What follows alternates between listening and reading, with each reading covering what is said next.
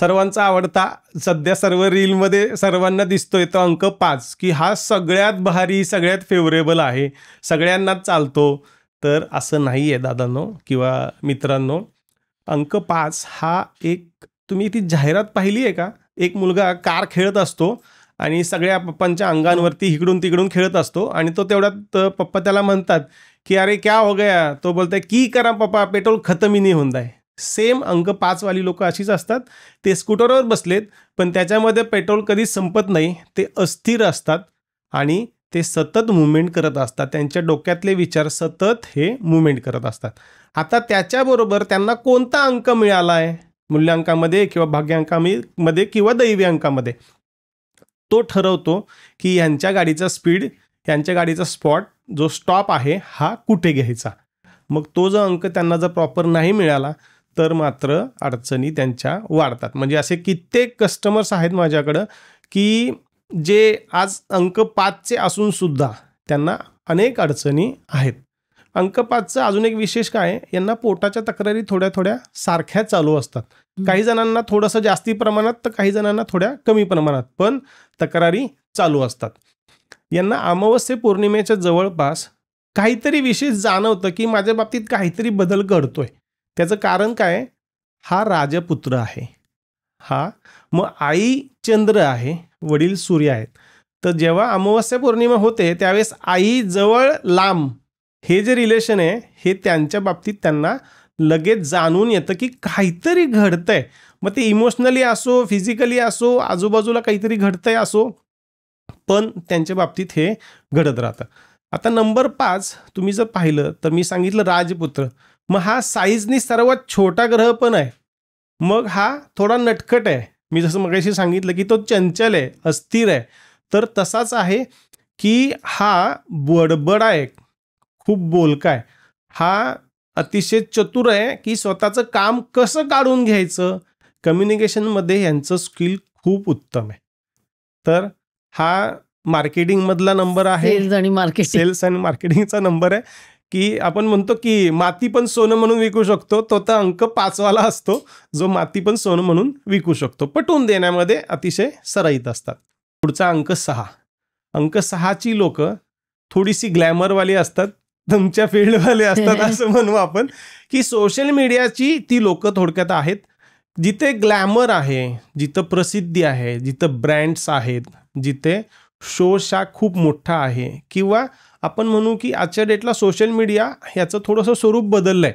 तर तिथे तुम्ही जर पाहायला गेलं तर हा 6 नंबर हा एका दैत्यांचा गुरुचा पण आहे.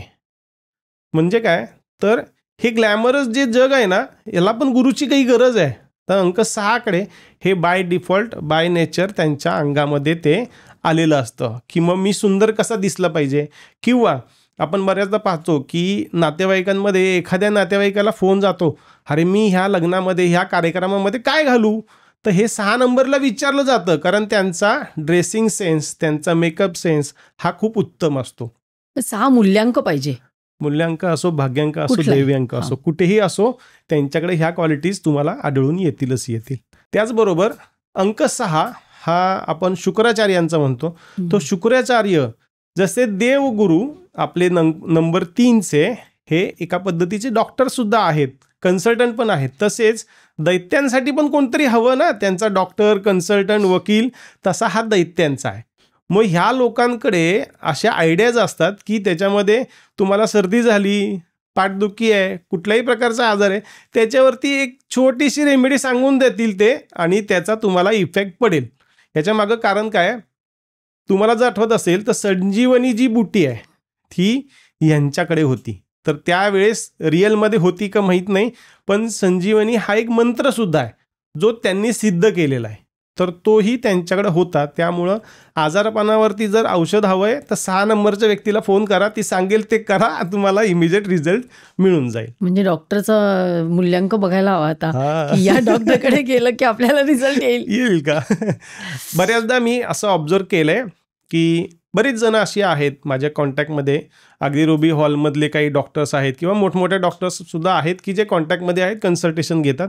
त्या डॉक्टर्सचे रिझल्ट येतात ते अंक 3चे, अंक 6चे, अंक 7चे हे त्यांच्यामध्ये कुठं ना कुठे इम्पॅक्ट झालेले आहेत, ज्यांचे रिझल्ट खूप उत्तम येतात. म्हणजे बाकीच्यांचे येत नाहीत असं नाही, अभ्यास सर्वांचा असतो, पण त्यांचा एक वेगळा टच असतो की आपण म्हणतो ना की तो नंबर आहे, म्हणजे त्यांच्या रक्तातच ते थोडंसं आहे, तर त्याचा इफेक्ट लगेच पडतो. इथं एक मला विषय थोडासा सांगायचा झाला तर मी म्हणेल की कुठल्या डॉक्टरचा तुम्हाला गुण येतो, तर जो डॉक्टर तुमच्याशी छान कम्युनिकेट करतो.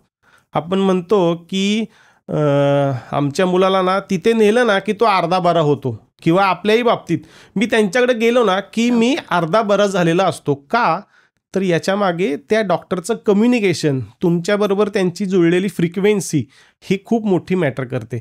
मला इथे दर्शकांना हे सांगायचं आहे की तुम्ही कन्सल्टंट पण असाच निवडा तुमच्या आयुष्यामध्ये की जो तुमच्याबरोबर उत्तम कम्युनिकेशन करेल. मी कौतुक म्हणून सांगायचं नाही, पण मला एक सांगायचं आहे की माझ्याकडचं कन्सल्टेशन हे 5 ते 6 तासांचं असतं. लोक अगोदर विचारतात, हो एवढा वेळ काय बोलणार, आणि नंतर 7वा तास होत आला तरी सुद्धा उठत नाहीत. कारण अर्धं बरं करायचं असतं मला त्यांना. त्यांच्या अडचणी ज्या आहेत ना, हे बोलण्यातनं त्यांच्याचकडनं त्यांचे प्रॉब्लेम आणि त्यांचे सोल्युशन निघत असतात. मी जे देतो ती फक्त एक गोळी देतो की जी गोळी न्यूमरोलॉजीची आहे, नावाची आहे, तुमच्या नंबर्सची आहे, बाकीचं सगळं तुम्हालाच तर करायचं आहे. तर असा कन्सल्टंट शोधा जो तुम्हाला वेळ देईल. मी असे बरेच लोक पाहिलेत की जे 5-10 मिनिटामध्ये तुम्हाला बाहेर काढतात. हे तुझं नाव, जा. हे करू नका.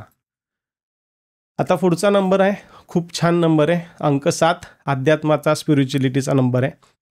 अंक 7ची लोक मगाशी जसं सांगितलं तसं त्यांच्या खांदे फक्त लोकांच्या रडण्यासाठीच असतात, पण हे त्या प्रवाहामध्ये स्वतःला काहीतरी करायचं आहे, स्वतःचं पण काही अस्तित्व आहे हे विसरून जातात आणि त्याच्यामध्ये वाहून जातात. तर ही लोक जनरली तुम्ही जर पाहिलं तर कोणी कोणाला तरी पैसे दिलेत आणि ते परत आली नाही, तर त्यांच्याकडे 99% अंक 7 आहे. कारण ते समोरचा रडला म्हणून दिले, समोरचा अडचणीत दिसला म्हणून दिले, तर ते पुन्हा त्या व्यक्तीकडनं पुन्हा परत येत नाहीत. हे मॅक्झिमम 7 अंकाच्या बाबतीमध्ये घडतं. त्याचबरोबर ही लोक अध्यात्मामध्ये खूप पटकन साध्यता मिळू शकतात. आपण म्हणतो मुक्तीचा अंक आहे, तर ती व्यक्ती जर अध्यात्माला धरून चालत असेल तर त्यांच्यासाठी मुक्ती खूप मोठी आहे. कारण शेवटी आपण कर्मभूमीवरती आलो आहे, तिथं कर्म करून झाल्यानंतर मुक्तीचं प्रस्थानच आपल्याला खूप महत्त्वाचं आहे. तर त्याला अंक 7 हा खूप मोठा जबाबदार आहे. अंक 7ची अजून एक क्वालिटी सांगतो की हे समोरच्याच्या मनात काय चाललं आहे हे पटकन ओळखू शकतात, त्याला काय हवं आहे हे त्याला पटकन ओळखू शकतात. त्याचबरोबर अंक 7च्या लोकांकडं क्रिएटिव्हिटी खूप उत्तम असते. म्हणजे आपण जर पाहिलं तर आपल्या आजूबाजूला जे असणारे कलाकार आहेत, विविध विषयांमधले कलाकार आहेत, त्याला पेंटिंग म्हणू किंवा अजून कोणकोणतेही विषय असो, त्यांच्याकडे ही कला खूप उत्तम असते. त्यांच्यात आपण म्हणतो जन्मजात ते खूप उत्तम प्रकारे खूप मोठे क्लासेस न करता किंवा खूप मोठे कोर्सेस न करता खूप इझिली साध्य करू शकतात ते. इनफॅक्ट घरामध्ये गृहिणीसुद्धा अशा असतील की ज्या अंक 7च्या असतील, त्यांच्या हातचा स्वयंपाक हा बोटं चाखायला लावणाराच असतो. हे बऱ्याचदा अनुभवलंय मी. ही क्लिप शेवटपर्यंत बघितल्याबद्दल खूप खूप धन्यवाद. संपूर्ण एपिसोड बघण्यासाठी खाली दिलेल्या लिंकवर क्लिक करा आणि सर्व काही चॅनलला सबस्क्राईब करायला विसरू नका.